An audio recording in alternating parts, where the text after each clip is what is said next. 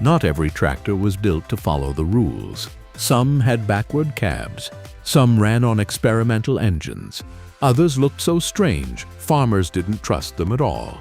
Built in forgotten factories and short production runs, these machines were real, working tractors, just wildly unconventional.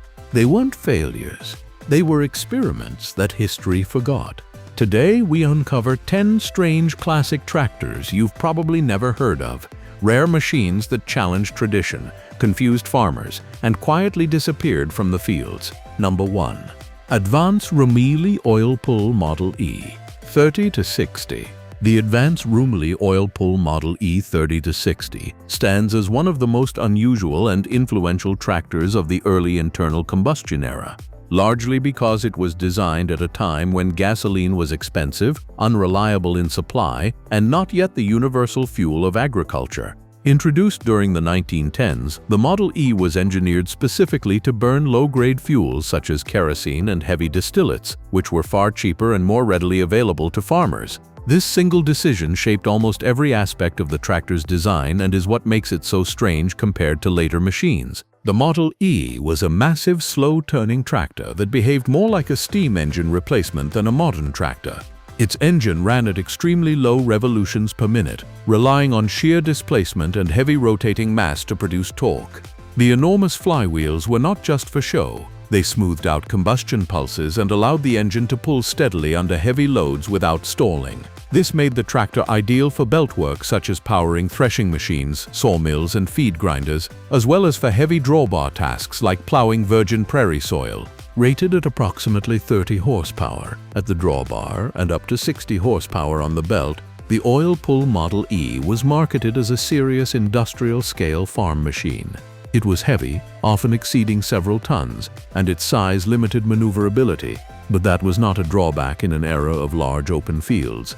Farmers valued its ability to run all day on cheap fuel with minimal mechanical drama. The engine's design allowed for long service intervals, and many operators praised its durability even under harsh working conditions. What truly sets the OilPull Model E apart historically is its role as a transitional machine. It bridged the gap between steam traction engines and later high-speed diesel tractors. While steam engines required skilled operation and constant water supply, the OilPull delivered similar pulling power without boilers or fireboxes, yet it retained the slow, deliberate working style of steam, making it familiar to farmers transitioning away from steam power. Production of OilPull tractors helped establish Advance-Rumely as a major name in early mechanized agriculture. Although the company would later decline during the economic pressures of the 1920s, the Model E remains one of the most iconic and visually imposing tractors ever built. Today, surviving examples are prized by collectors and are often the centerpiece of vintage tractor shows, where their deep exhaust note and massive proportions still command attention. Number 2. Lanz Bulldog D9506. The Lanz Bulldog D9506 is one of the most instantly recognizable tractors ever built, and also one of the strangest from a mechanical standpoint. Produced in Germany from the mid-1930s through the 1950s, the D9506 embodied the Lanz Bulldog philosophy: extreme simplicity, brutal durability, and the use of a massive single-cylinder hot bulb engine. At a time when many manufacturers were moving toward smoother multi-cylinder designs, Lanz deliberately doubled down on one enormous piston. The heart of the D9506 was its horizontal single-cylinder engine, with a displacement of over 10 liters. Instead of spark plugs or modern diesel injection, it used a hot bulb ignition system. Before starting, the operator had to heat the bulb with a blowtorch for several minutes. Once hot, the engine could be started by rotating the flywheel manually. This starting ritual might sound primitive, but it allowed the tractor to run on a wide variety of fuels, including diesel, kerosene, crude oil, and even vegetable oils under the right conditions. Mechanically, the D9506 produced approximately 38 horsepower at very low engine speeds, typically under 800 RPM. What it lacked in smoothness, it made up for in torque. The single piston delivered massive twisting force, making the tractor extremely effective at plowing, hauling, and stationary work. The slow speed also reduced wear. Contributing to the Bulldog's legendary longevity, many units remained in daily farm service for decades, especially in rural and economically strained regions of Europe. The tractor's design philosophy matched the realities of interwar and post-war Europe. where fuel quality varied and maintenance resources were limited.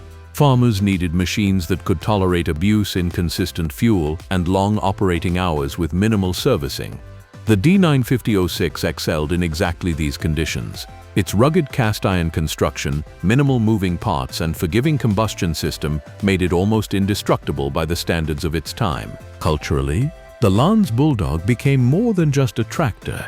In parts of Germany and neighboring countries, Bulldog became a generic term for tractors in general. The D9506's distinctive exhaust beat, visible flywheel, and unmistakable silhouette turned it into a symbol of rural mechanization. Today, restored Bulldogs are among the most popular exhibits at European tractor rallies, where starting them with a blowtorch remains a crowd-pleasing ritual that highlights just how different early tractor engineering once was. Number 3. Field Marshal Series 3. The Field Marshal Series 3 tractor represents one of the last serious attempts to keep the single-cylinder tractor concept alive in mainstream agricultural production.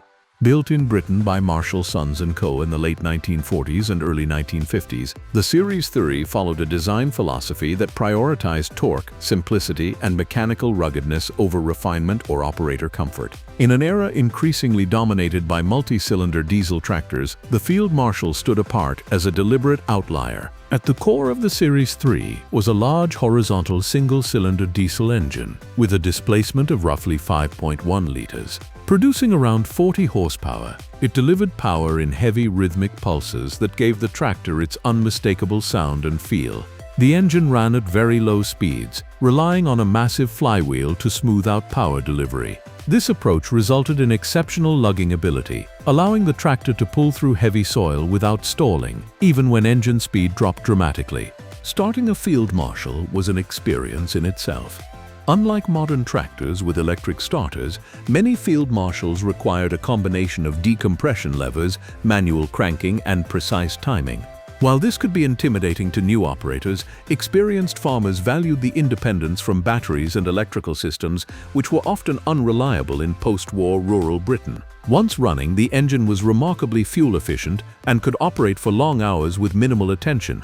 The Series 3 was particularly well-suited to British farming conditions, where smaller fields, heavier soils, and mixed farming operations demanded tractors that were compact yet powerful. Its narrow build and high torque output made it ideal for plowing and hauling in confined spaces. Farmers also appreciated the tractor's straightforward mechanical layout, which made repairs possible with basic tools and limited spare parts. Historically, the Field Marshal Series 3 marks the end of an era. As agricultural mechanization advanced, comfort, higher speeds, and smoother power delivery became priorities, and the single-cylinder design gradually disappeared from mainstream tractor manufacturing.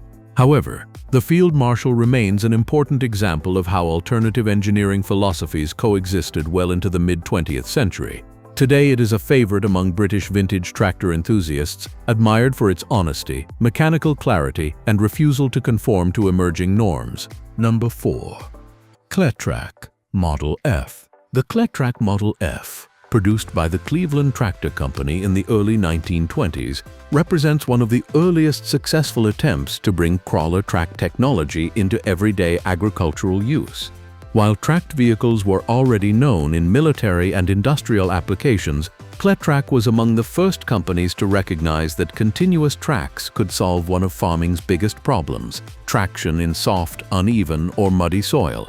The Model F was a compact but revolutionary machine that challenged the dominance of wheeled tractors. Unlike large steam traction engines or later industrial bulldozers, the Cletrac Model F was designed specifically for farms. Its continuous steel tracks distributed weight evenly across the ground, dramatically reducing soil compaction and preventing the machine from bogging down. This made it especially effective in wetlands, freshly plowed fields, and hilly terrain where wheeled tractors often struggled. Farmers operating in difficult conditions quickly saw the advantages of crawler tractors, even if the technology looked strange at first. Mechanically, the Model F used a relatively modest gasoline engine by power standards of the time, but traction efficiency allowed it to outperform larger wheeled tractors in real-world work. Steering was accomplished through differential braking of the tracks, a system borrowed from industrial crawlers. This gave the tractor excellent maneuverability in tight spaces, though it required skill and strength from the operator. The ride was rough, and the open mechanical layout exposed the operator to noise, vibration, and weather.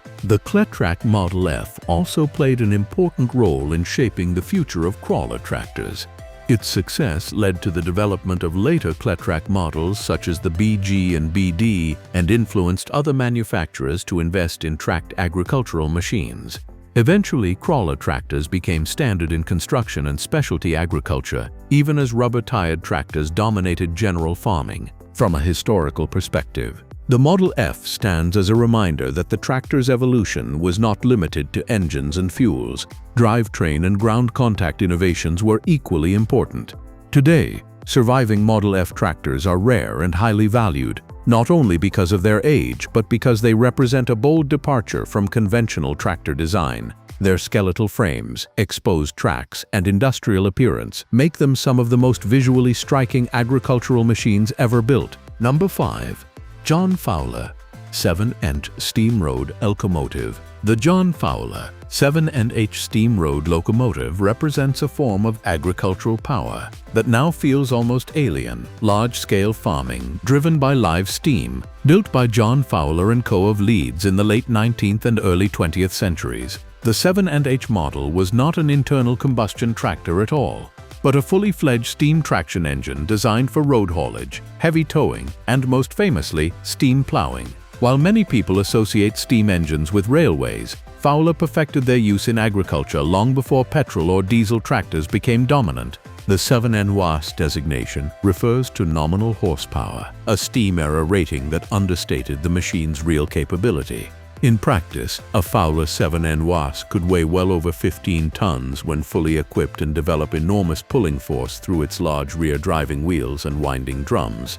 Rather than pulling a plow directly behind it, Fowler steam locomotives were often used in pairs, positioned at opposite ends of a field. Using a cable and winch system, the two engines hauled a multi-furrow plow back and forth across the land. This method allowed deep, consistent plowing on heavy soils that would have been impossible for horses or early-wheeled tractors. What makes the Fowler 7-inch particularly strange by modern standards is its sheer operational complexity.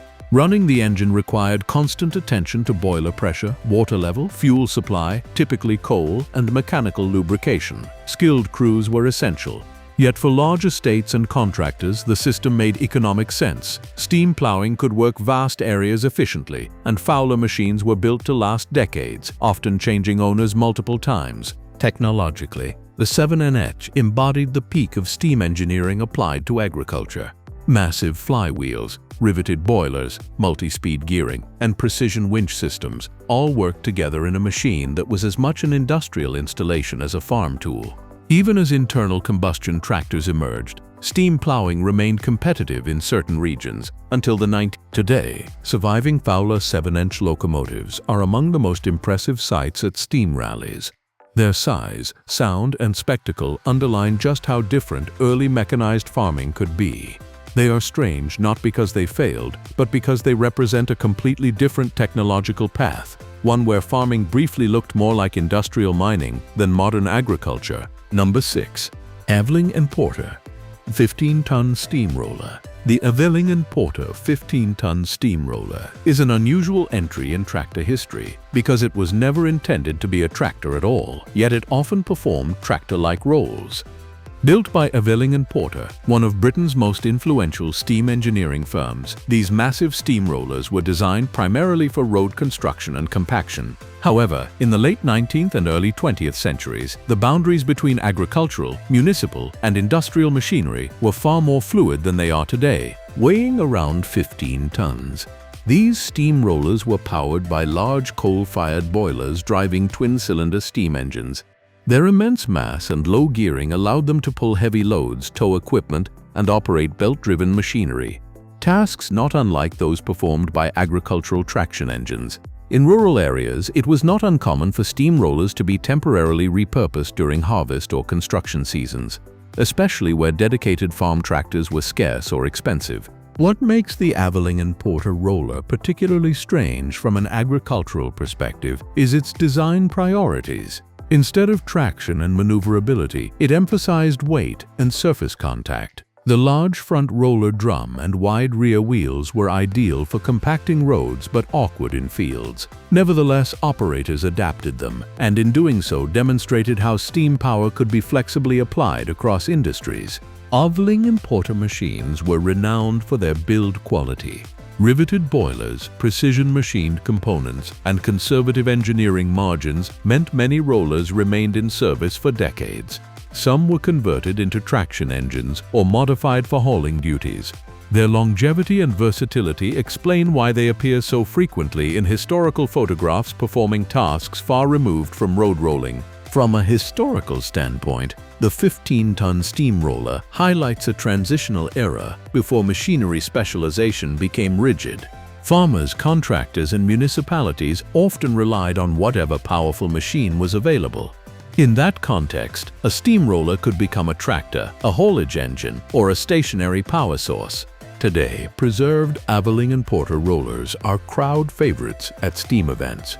Their agricultural crossover history makes them fascinating artifacts of a time when steam power blurred the lines between farm, factory, and roadway. They remind us that early mechanization was less about categories and more about solving problems with whatever power was at hand. Number 7. Bolinder-Munktell BM35. The Bolinder-Munktell BM35 is a classic example of Scandinavian tractor engineering taking a different path from its American and British counterparts. Produced in Sweden after the Second World War, the BM35 emerged from a lineage rooted in heavy engines, semi-diesel technology, and industrial machinery. Bolinder and Munktell had long histories in engine manufacturing, and their merger created a company that favored durability and fuel efficiency over rapid technological change. The BM35 was powered by a 3-cylinder diesel engine producing approximately 42 horsepower at relatively low engine speeds. Unlike earlier hot bulb machines, it used true diesel combustion, but retained the slow-running, high-torque philosophy typical of Bolinder designs. This made it particularly well-suited to Sweden's harsh climate, where cold starts, poor fuel quality, and remote working conditions demanded engines that could tolerate abuse and neglect. What makes the BM35 strange compared to more familiar classic tractors is its industrial feel. The tractor was heavily built, with thick castings, conservative stress limits, and a utilitarian layout that prioritized function over appearance. Controls were basic, comfort was minimal, and the machine projected an air of seriousness rather than refinement. Yet this was exactly what many farmers wanted, a tractor that would start reliably, pull consistently, and last for decades. The BM35 also occupies an important place in corporate history. Bolinder-Munktell would eventually become part of Volvo, and many engineering principles developed in tractors like the BM35 influenced later Volvo BM machines. In this sense, the BM35 represents a bridge between traditional agricultural tractors and modern Scandinavian heavy equipment design. Today, the BM35 is relatively rare outside Northern Europe, which adds to its obscurity. Collectors value it not for dramatic styling or novelty, but for its honesty and mechanical integrity. It is strange not because it was experimental, but because it stubbornly adhered to a philosophy of slow, strong, and simple engineering, while much of the world rushed toward higher speeds and lighter construction. Number 8. Roadless Ploughmaster 75. The Roadless Ploughmaster 75 stands out as one of the most unusual British tractors of the 1960s because it challenged the assumption that two-wheel drive was sufficient for most farm work. Built by Roadless Traction Limited, the Ploughmaster series was either purpose-built or heavily modified from existing tractor platforms to include permanent four-wheel drive. At a time when factory-built 4WD tractors were still rare, Roadless made them a central feature. The Ploughmaster 75 was powered by a Ford-derived diesel engine producing around 75 horsepower, but its defining feature was its drivetrain.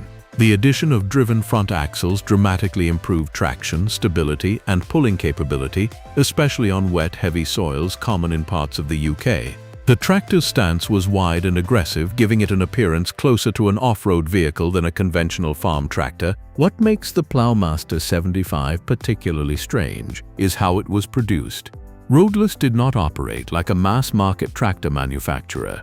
Instead, it specialized in conversions and low-volume production for niche markets such as forestry, land reclamation, and heavy plowing. Many Ploughmasters were built from donor tractors supplied by customers or dealers, then extensively re-engineered with roadless components. This resulted in variations between individual machines, adding to their mystique today. In use, the Ploughmaster 75 earned a reputation for exceptional grip and reliability in conditions that defeated conventional tractors. Farmers working marginal land often swore by them even if they were more expensive and complex to maintain. Their success foreshadowed the widespread adoption of four-wheel drive in high-horsepower tractors decades later. Historically, the Ploughmaster 75 represents a case where a small specialist company was ahead of the industry curve. While mainstream manufacturers hesitated, Roadless proved that 4WD had clear agricultural advantages. Today, surviving Ploughmasters are rare and highly prized, not only for their capability, but for their role as pioneers of a technology that would later become standard. Number 9. Ferguson-Brown Model A. The Ferguson-Brown Model A is one of the most historically important, yet strangely obscure tractors ever built, largely because its true significance lies not in raw power or size, but in an idea that would eventually reshape global agriculture. Produced in the mid-1930s through a partnership between Harry Ferguson and David Brown, the Model A was small, lightweight, and unconventional at a time when most tractors were still heavy, rigid machines designed simply to pull implements by brute force. What made the Model A truly strange was its revolutionary hydraulic three-point linkage system. Instead of towing plows and implements behind the tractor on chains or drawbars, Ferguson's system mounted implements directly to the tractor using 3 connection points and hydraulic control. This allowed the tractor and implement to function as a single unit. Weight transfer from the implement to the rear wheels dramatically improved traction, stability, and control, all with far less horsepower than competitors required. Mechanically, the Ferguson-Brown Model A was modest. It produced roughly 20 horsepower, using engines supplied by Coventry Climax in early examples and later David Brown-built engines. By the standards of the day, this output was unimpressive. Yet in practice, the Model A often outperformed larger tractors because its hydraulic system allowed it to use power far more efficiently. Plowing, cultivating, and lifting implements became safer and more precise, especially on uneven ground. The tractor's lightweight construction was another departure from convention. While many farmers equated weight with strength, Ferguson believed that intelligent engineering could replace mass. The Model A demonstrated that smaller tractors could handle serious work if the tractor-implement relationship was redesigned. However, this radical thinking initially met resistance. Many farmers were skeptical of hydraulics, fearing complexity and reliability issues. Commercially, the Ferguson-Brown venture was short-lived. Disagreements between Ferguson and David Brown led to the partnership ending in 19. Production numbers were relatively low, making surviving Model A tractors rare today. Yet the concept did not die. Ferguson later partnered with Henry Ford, leading to the famous Ford-Ferguson tractors, and eventually the three-point hitch became an industry standard used worldwide. In hindsight, the Ferguson-Brown Model A appears strange because it was ahead of its time. It looked underpowered, unconventional, and almost fragile compared to its rivals. Yet it quietly introduced one of the most important innovations in agricultural history. Today, the Model A is revered not for what it was, but for what it started, a shift from brute force to intelligent design. Number 10. Thornycroft Hathi. The Thornycroft Hathi is one of the strangest machines ever to be associated with agriculture, largely because it was never meant to be a farm tractor at all.